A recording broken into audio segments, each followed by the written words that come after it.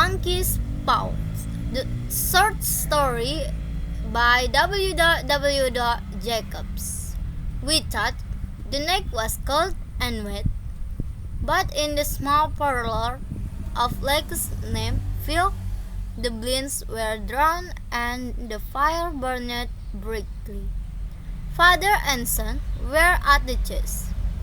The former, who possessed idea about the games involving radical change, putting his king into the sacks, scarf, and unnecessary peril that it even provoked comment from the with-haired old lady knitting lay placidly by the fire.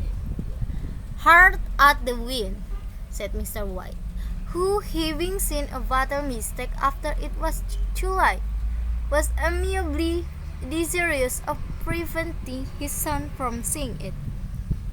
"I'm listening," said the leader grimly, surveying the board as he stretched out his hand cheek. "I should hardly think that he come tonight," said his father, with his hand poised over the board. "Mate," replied the son, "that who was of living so far out," believed Mr. White, with sudden and outlook for violence. "Of all the beastly, sassy, out of the way places to live in. This is the world, pathways, a bog, and the road, a torrent. I don't know what people are thinking about.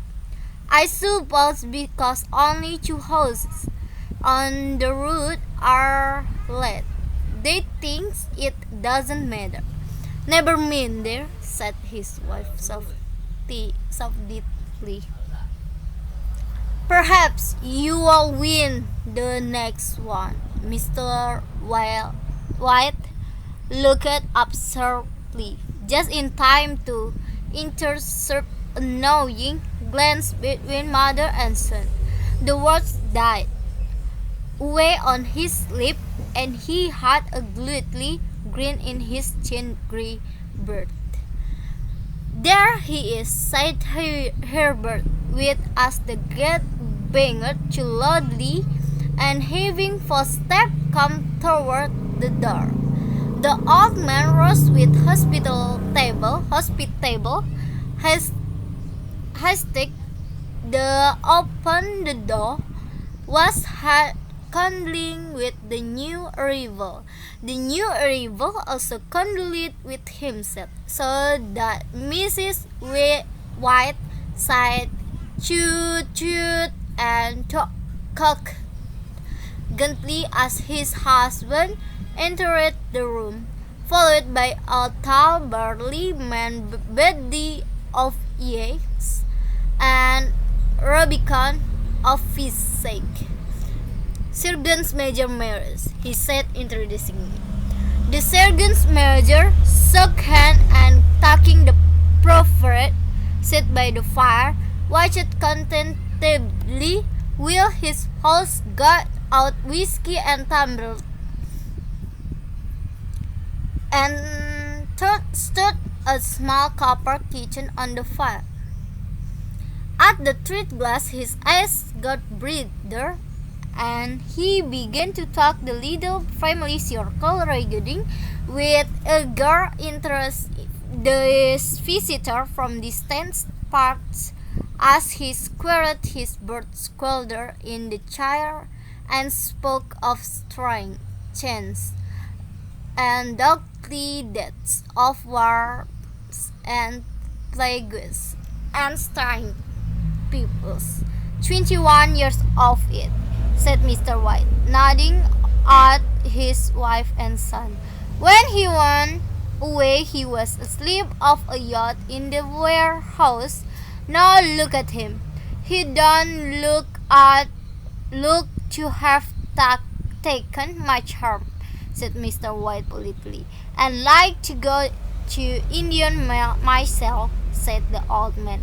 "Just to look around a bit, you know, better where you are said the sergeant major, shaking his head. He put down the empty glass and singing softly, shook it again. I should like to see those old tumblers and fakir and jugglers, said the old man. What was that you started telling me the other day about the monkey paw or something, Maurice? Nothing, said the soldier hastily.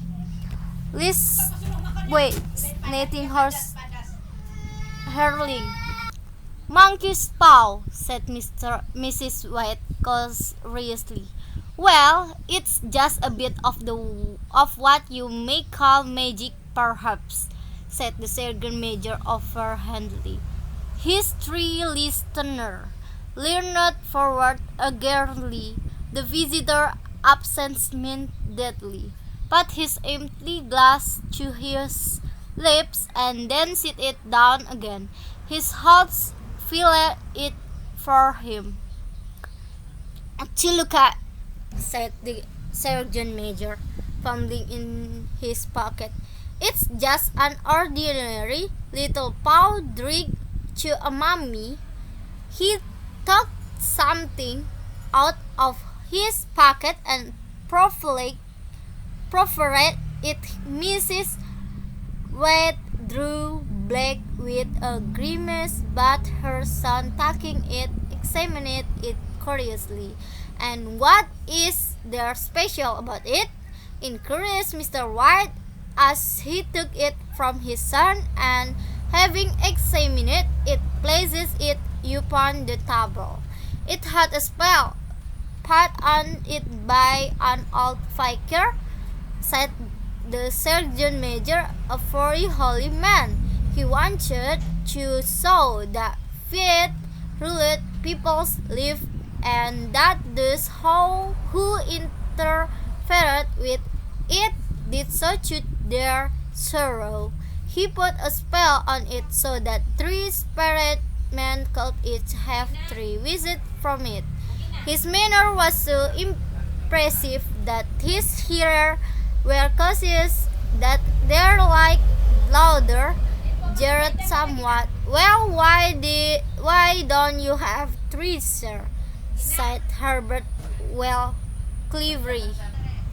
The soldier regarded him in the way that middle-aged is wont to regard presumptuous youth. I have, he said quickly, and his bloody face witnessed. And did you really have the 3 wishes granted? Asking Mrs. White. I did, said the sergeant major, and his glass temple against his strong tooth. And has anybody else wishes? Inquired the old lady. The first man had his 3 wishes. Yes, was the reply. I don't know what the first 2 were, but the 3rd was for that. That's how I got the paw. His tones were so grave that a hush fell upon the group. If you have had your 3 wishes, it's no good to you now, then, Maurice, said the old man at last. What do you keep it for? The soldier shook his head. Fancy, I suppose, he said slowly. I did have some idea of selling it, but I don't think I will. It has caused enough mischief already. Besides, people won't buy. They think it's a fairy tale, some of them, and those who do think anything of it want to try it first and pay me afterward. If you could have another, the wishes, said the old man, eyeing him keenly. Would you have them? I don't know, said the other. I don't know. He took the paw and dialing it between his forefinger and thumb, suddenly drew it upon the fire. White, with a sleek cry, stooped down and snatched it off. "Better let it burn," said the soldier solemnly. "If you don't want it, Maurice," said the old man, "give it to me." "I won't," said his friend doggedly. "I drew it on the fire. If you keep it, don't blame me for what happens." Pitch it on the fire again, like a sensible man. The other shook his hand and examined his new position closely. "How do you do it?" he inquired. "Hold it up in your right hand and whistle loud," said the sergeant major. "But I warn you of the consequences." "Sounds like Arabian Nights," said Mrs. White, as she rose and began to set the supper. "Don't you think you'll make wish for pair of hands for me?" Her husband drew the talisman from his pocket, and then Alder burst into laughter as the sergeant major, with a look of alarm on his face, caught him by the arm. "If you must wish," he said gruffly, "wish for something sensible." Mr. White dropped it back into his pocket, and pacing chair, mentioned his friend to the table. In the business of supper, the talisman was partly forgotten, and afterward the three sat listening in an enthralled fashion to a second installment of the Soldier Adventures in India. If the tale about the monkey's paw is not more truthful than those he has been telling us, said Herbert, as the door closed behind their guest, just in time for him to catch and last train. "We shan't make much out of it. Did you give him anything for it, father?" inquired Mrs. Sweet, regarding her husband closely. "A trifle," said he, coloring slightly. "He didn't want it, but I made him take it, and he visited me again to throw it away." "Likely," said Herbert, with pretended horror. "Why, we are going to be rich and famous and happy. Wish to be an emperor, father, to begin with. Then you can be unpacked." He darted around the table, pursued by the malignant Mrs. White, armed with an anti-machinery. Mr. White took the paw from his pocket and yet it dubiously. "I don't know what to wish for, and that effect," he sighed slowly. "It seems to me I have got all I want. If you only cleared the house, you'd be quite happy, would you?" sighed Herbert, with his hand on his shoulder. "Well, wish for 200 pounds, then that will just do it." His father, smiling shamefacedly at his own credulity, held up the talisman as his son. With a slump, was somewhat married by a wink at his mother, sat down at the piano, struck a few impressive chords. "I wish for 200 pounds," said the old man distinctly. A fine crash from the piano greeted the word, interrupted by a soldering cry from the old man. His wife and son ran toward him. "It moved," he cried, with a glance of disgust at the object as it lay on the floor. "As I wished it twisted in my hand like a snake. Well, I don't see the money, said his son, as the picker it up and placed it on the table. And I bet I never sell. It must have been your fancy, father, said his wife, regarding him anxiously. He shook his head. Never mind that. Trees no harm done, but it give me a shock all the same. They sat down by the fire again while the two men finished their papers. Outside, the wind was higher than ever, and the old man started nervously. At the sound of the door bringing upstart, a silence unusual and depressing settled upon the alder, which lasted until the old couple rose to retire for the night. I expect you will find the cat tied up in a big box in the middle of your bed, Herbert, said Herbert, as he bade them good night, and something hurriedly quitting up on top of the wardrobe, waiting you as your packet, your ill-gotten gains. In the brightness of the twinkling sun next morning, as it scampered over the breakfast table, Herbert looked at his face. There was an air of promiscuousness about the room which it had locked on the previous night, and the dirty, surface little paw was pitched on the sideboard with a carelessness which betokened no great belief in its virtues.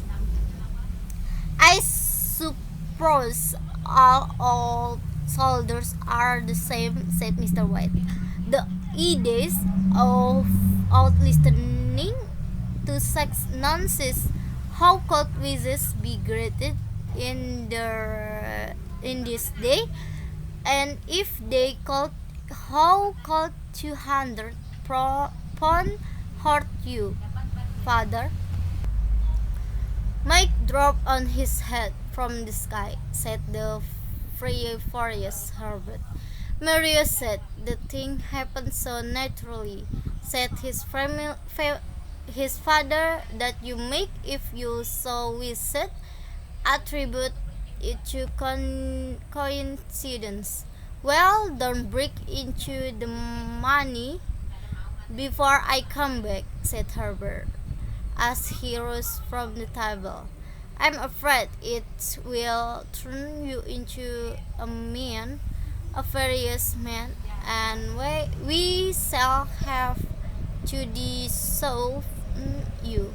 His mother looked, and following him to the door, watched him down the road, and returning to the breakfast table, was very happy at the expense of her husband credulity, all of which did not prevent her from scurrying to the door at the postman knock, nor prevent her from referring somewhat shortly to retired Regan's Major of Bibulon's Habit. When she found that the post broke a tailor's bit, Herbert will have some more of his funny recaps, I expect, when he comes home, she said as they sat at dinner.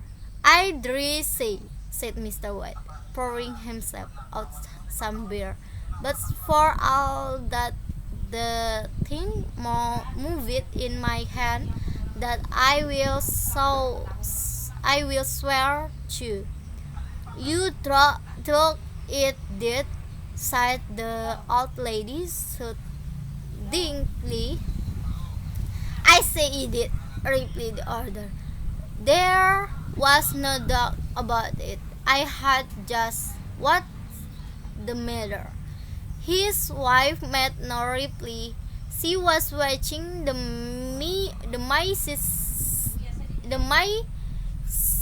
mysterious movements of a man outside who, peering in an undeceived fashion at the house, appeared to be trying to make up his mind to enter in mental connection with the 200 pound. She noticed that his stranger was well dressed and wore a silk hat of glossiness. There some he paused at the gate and then walked on again. The prompt time he stood with his hand upon it, and then with sudden resolution threw it open and walked up the path. Mrs. White at the same moment placed her hand behind her and hurriedly unfastening the string of her apron put that useful article of apparel beneath the cushions of her chair. She broke the stranger, who seemed ill at ease, into the room. He gazed furtively at Mrs. White and listened in a preoccupied fashion as the old lady apologized for the appearance of the room and her husband's cut a garment which he usually reserved for the garden. She then waited as patiently as her sake would permit for him to budge his business, but he was at first strangely silent. I was asking to call. He sighed last and stopped the packet of pieces of cotton from his trousers. I come from Mau and Megan's. The old lady started. Is anything the matter? She asked breathlessly. Has anything happened to Herbert? What is it? What is it? Her husband interposed. Dear mother, he said hastily. Sit down and don't jump to conclusions. You have not broke bad news, I'm sure, sir. And he yet the other wistfully. I'm sorry, began the visitor. Is he hurt? Demanded the mother. The visitor bowed in assent. Badly hurt, he said quickly, but he is not in any pain. Oh, thank you, God, said the old man, clasping her hand. Thank you for that. Thanks. He broke off suddenly as the sinister meaning of the assurances dawned upon her, and she saw the awful confirmation of her fire in the other of averted face. She caught her breath and turned to her slower with her husband, laid her trembling old hand upon his. There was a long silence. He was caught in the machinery, sighed the visitor at length in a low voice. Caught in the machinery, repeated Mr. White in a dazed fashion. Yes, he said, starting blankly out at the window and tucking his wife's hand between his own, visited it as he had been wont to do in their odd courting day nearly 40 years before. He was the only one left to us, he said, turning gently to the visitor. It is hard. The other concurred and rising walked slowly to the windows. The firm wished me to convey their sincere sympathy with you in your great loss, he said, without looking around. I beg that you will understand I am only the servant and merely of being older. There was no reply. The old woman's face was white, her eyes staring, and her breath inaudible. On the husband's face was a look such as his friends, the sergeants, may have carried into his first action. I was to say that Meg and Megan's disclaim our responsibility continued and other. They admit no liability at all, but in consideration of your son's service, they wish to present you with a certain sum as compensation. Mr. White dropped his wife's hand and, rising to his feet, gazed with a look of horror at his visitor. His dry lips savoured the word, "How much?" £200 was the answer. Conscious of his wife's shriek, the old man smiled faintly, put out his hand like a sightless man, and dropped a senseless heap to the floor. In the Hawk New Cemetery, some 2 miles distant, the old people buried their dead and come back to a house steeped in shadow and silence. It was all over so quickly that at first they could hardly realize it, and remained in a state of expectation, a stroke of something else to happen. Something else which us too like this lodge to having far out heart to bird, but the day visit and expectation give place to resignation, the hopeless resignation of the old. Sometimes we miscall it apathy, sometimes the hardly exchange a word, for now they had nothing to talk about, and their days were long to weariness.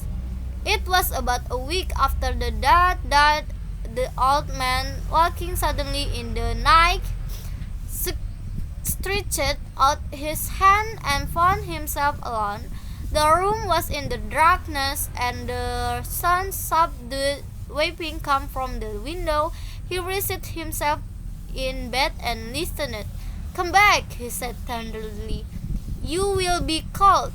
It is colder for my son," said the old woman, and warped afresh. The sound of her sob died away on his ears. The bed was warm, and his eyes heaving with sleep. He dozed fitfully, and then slept until a sudden cry from his wife woke him with a start. "The monkey's paw!" she cried wildly. The monkey's paw! He started up in alarm. Where is it? Where's the matter?" she cried, stamping across the room toward him. "I want it," she said quietly. "You have not dressed yet? It's in the parlor." on the bracket. He replied, marveling, "Why? Why?" He cried and locked it together, and bending over kissed his cheek. "I only just thought of it," she said hysterically. "Why did it? I think of it before.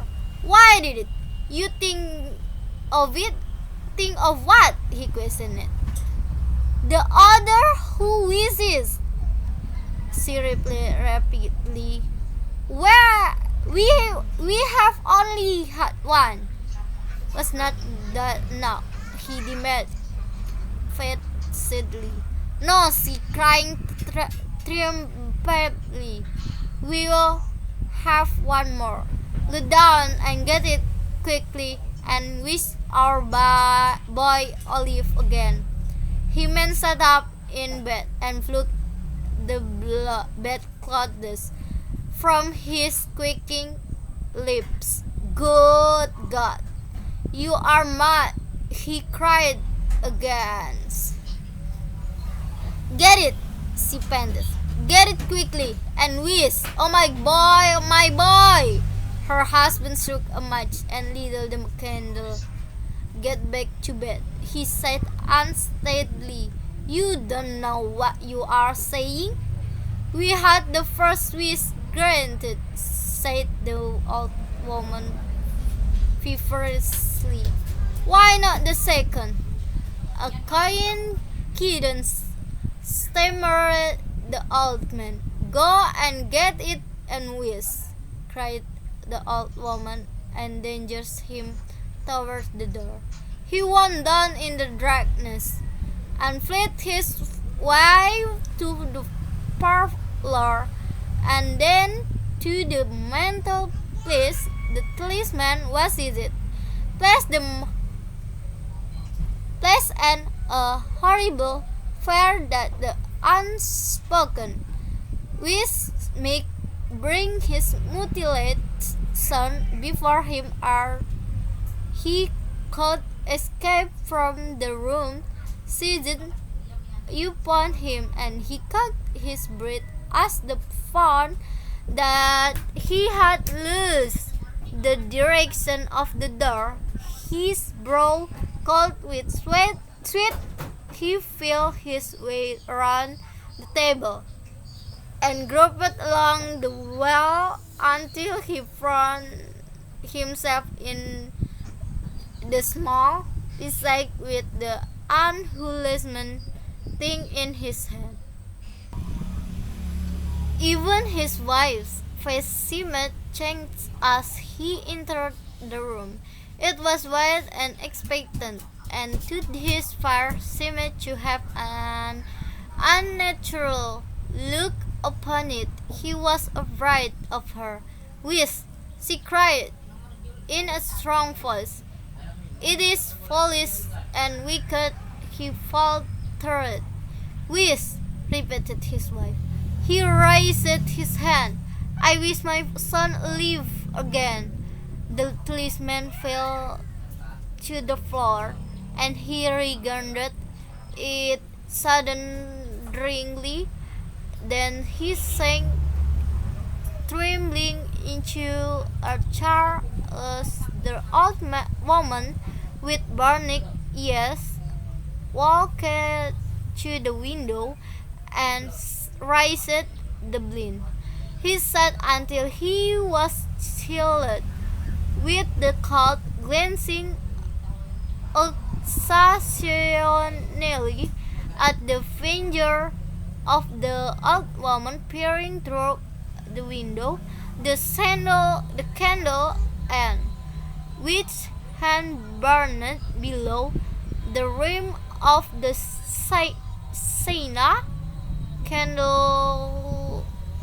china candlestick, was throwing pulsating shadow on the ceiling, and was until with a freak larger than the rest. It expired the old man with an unspeakable sense of relief at the fleur of the talisman, crept back to his bed, and a minute or two afterward, the old woman came silently and appeared directly beside him. Neither spoke, but both lay silently listening to the ticking of the clock. A star crackled and a squeaky mouse noisily drooped the wall.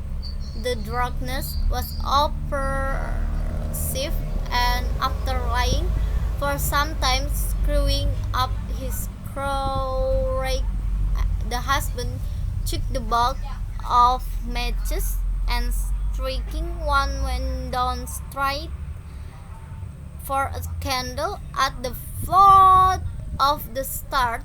The match went out, and he paused to strike another, and at the same moment a knock so quick and startling as the bee scarcely audible sounded on the front door. The matches fell from his hand. He stood motionless, his breath suspended until the knock was repeated. Then he turned and fled swiftly back to his room and closed the door behind him. A third knock suddenly shook the house. "What's that?" cried the old woman, starting up. "A rat," said the old man, in shaking tones. "A rat.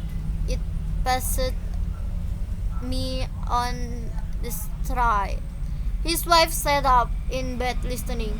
A door knocked resounded through the house. "It's Herbert!" screamed. "It's Herbert!" She ran to the door, but her husband was before her, and catching her by the arm, held her tightly. "What are you going to do?" he whispered hoarsely. "It's my boy. It's Herbert!" she cried, struggling mechanically. "I forgot. It was 2 minutes away. What are you holding me for? Let's go." His wife sat up in bed listening. A loud knockly resounded through the house. "It's Herbert!" she screamed. "It's Herbert!" She ran to the door, but his husband was before her, and catching her by the arm, held her tightly. "What are you going to do?" he whispered hoarsely. "It's my boy! It's my husband!" she cried, struggling mechanically. "I forgot it was 2 minutes away. What are you holding me? Let's go. I must open the door."